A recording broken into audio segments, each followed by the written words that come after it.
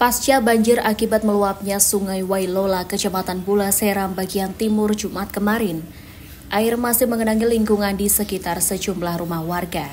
Kondisi tersebut diantaranya terlihat di pemukiman warga Dusun Limumir, Desa Limumir, Senin kemarin. Selain genangan air, sekitar rumah warga juga dipenuhi lumpur bercampur sampah yang mengeluarkan bau tak sedap.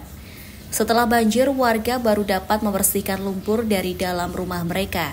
Menurut salah satu warga, lokasi tersebut selalu menjadi tempat genangan air saat hujan.